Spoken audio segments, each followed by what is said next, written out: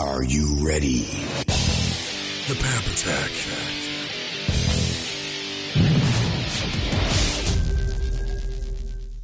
What we've learned in the last few days is exactly what we've all been predicting for the last year, and that is Donald Trump is absolutely a thermonuclear disaster just waiting to happen with real small hands.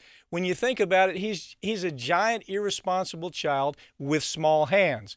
The grown-ups have left him home alone, and he's been dying to get into the gun cabinet to see what kind of mayhem he can cause with those small hands. But in this case, that cabinet doesn't contain a shotgun. It contains the nuclear launch codes. Think about this.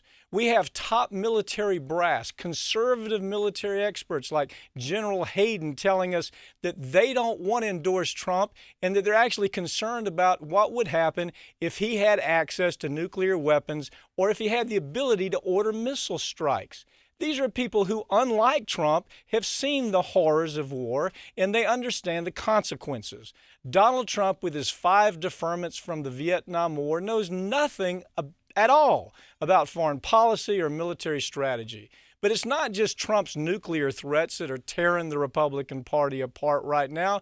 We also have to consider his attacks on everybody else. He started his campaign with his racist attacks on Hispanic and then the disabled. He's gone after women and minorities at every opportunity. The attacks on Muslims are being used, in fact, by ISIS to help recruit even new members. For God's sakes, he even kicked a crying baby out of his campaign event. With the exception of white men, old white men, Trump's managed to belittle and attack every group of people in this country. Here's the interesting thing about all that, though. This mass exodus of Republicans and big money donors who won't endorse Trump or who've come out in support of Hillary Clinton has absolutely nothing to do with his attacks on minorities or his attacks on women or his attacks where it comes to Muslims.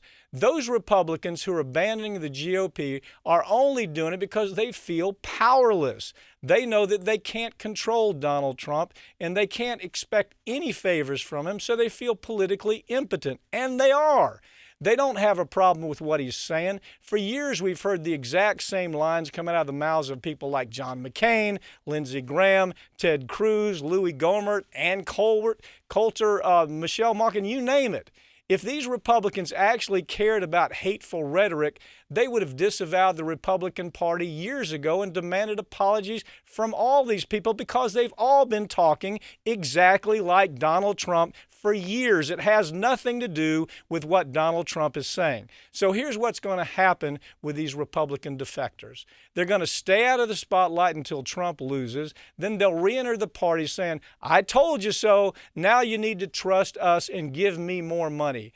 And it's going to work. They're going to get away with that. They'll get their power back. They'll get their corporate donors back. And they'll say the same hateful things year after year that Trump says. And everybody's going to be okay with it. The establishment is going to be fine with it because it is who they are. And that's what the Dump Trump movement is all about, a loss of power among the establishment, not his hateful message that's been the brand for GOP forever.